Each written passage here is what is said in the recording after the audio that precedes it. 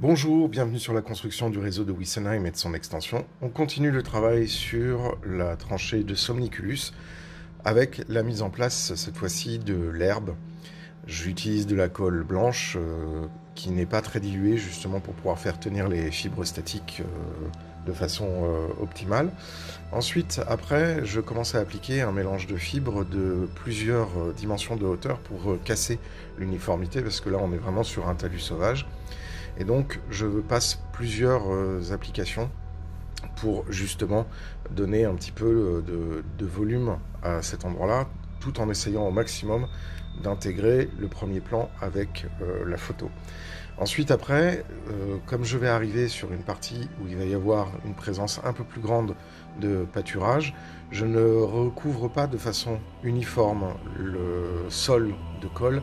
Je laisse des endroits sans colle pour laisser apparaître le fond herbeux et je viendrai y ajouter plus tard des touffes qui sont beaucoup plus hautes pour justement casser l'uniformité en hauteur des fibres électrostatiques. Et donc tout l'intérêt c'est de vraiment donner l'impression qu'on est sur une nature un peu apprivoisée mais qui est quand même différente de ce que l'on pourrait trouver sur un fond de jardin ou sur un green, etc. Voilà. Ensuite après il y a toute la problématique d'intégrer des buissons courts et bas et ensuite de venir mettre différents éléments qui seront mis à cet endroit-là ultérieurement, à savoir la clôture barbelée et aussi différents bosquets, des ronciers, des choses comme ça. Mais pour pouvoir travailler les différentes couches en fait de matériaux, il faut un peu raisonner de façon additive en fait, et donc se dire bon, bah, maintenant que j'ai fait ma première couche, qu'est-ce que je vais mettre ensuite? Et le plus délicat, c'est qu'on a des temps d'application qui sont assez longs entre chaque couche, surtout quand, comme c'est le cas par exemple pour une prairie, on doit pouvoir ensuite après rajouter des éléments qui vont venir au-dessus et qui doivent venir un peu améliorer les rendus successifs.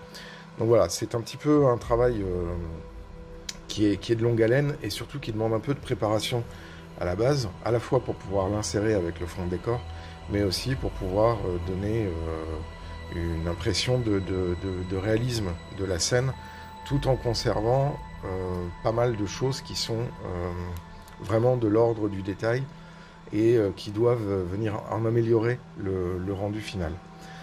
Voilà. Donc ça, c'était ce que je pouvais vous dire. Vous remarquez que j'utilise pas mal l'alternance entre l'applicateur de fibres électrostatiques et l'aspirateur. Ça, c'est pour faire remonter un maximum les fibres. Parce que même avec un applicateur très puissant et avec la magie grasse qui justement garantit une très très bonne conductivité électrostatique du support, il faut quand même de temps en temps, avec l'aspirateur, dégager les fibres qui n'ont pas été collées pour pouvoir soulever les fibres qui ont été correctement fixées sur la colle.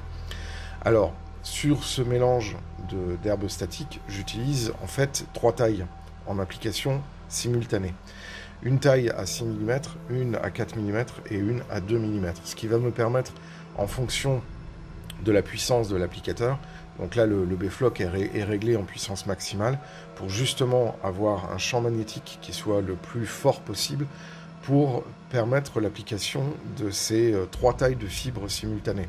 Si je n'étais qu'en application de fibres à 2,5 mm, j'aurais 2 problématiques. D'une part, j'aurais l'impression d'appliquer une herbe qui est uniforme, donc ça irait très bien pour des jardins, pour des greens anglais, des choses comme ça, mais ça n'irait pas, ça serait pas très adapté pour un alpage. Ensuite, après, le fait de mettre du 4 mm et du 6 mm bah, montre qu'effectivement les champs ne sont pas du tout en herbe rase, c'est très très rare, ou alors c'est vraiment à la fin de l'été quand les bêtes ont vraiment mangé tout ce qu'il y avait disponible en termes de fourrage. Alors que là, justement, on est plutôt au début de l'été, au milieu du printemps. Et donc, il faut avoir une nature qui soit un petit peu encore sauvage et non complètement ravagée par l'élevage. Voilà. Donc ça, c'est l'application de cette partie-là. Ensuite, après, je vais mettre des buts de détail sur le terrain en lui-même. Et ça, on va voir ça tout de suite, mais malheureusement, je n'avais pas de vidéo qui vous montre les processus. Voilà, depuis la séquence que vous venez de voir, il s'est passé une nuit, donc maintenant l'herbe statique est collée sur le support, et vous pouvez voir que en termes d'intégration, ça commence à être pas mal. J'ai une petite déception en termes de continuité de couleur ici, mais ça va être réglé parce qu'il me reste encore des choses à mettre, et je vais vous montrer ça tout de suite.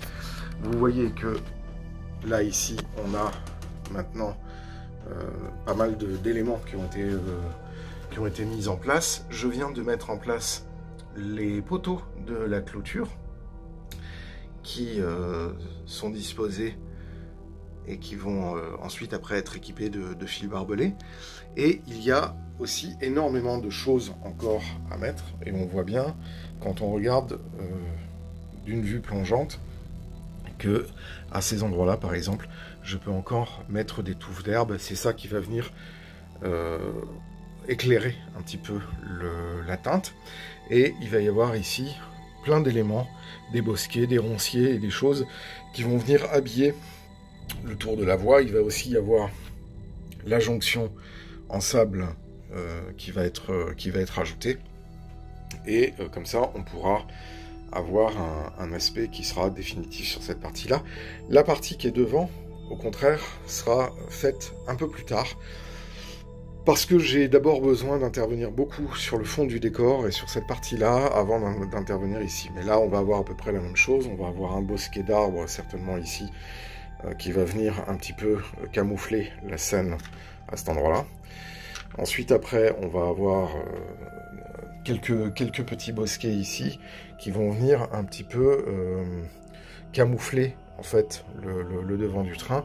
Et ensuite, après, on a toute la partie de transition avec le ballon de Somniculus là-bas. Et il y a encore pas mal de choses qui ont été faites. Je vais vous montrer les séquences juste après sur l'entrée de tunnel, et on va commencer à faire le weathering, en fait le vieillissement de la pierre.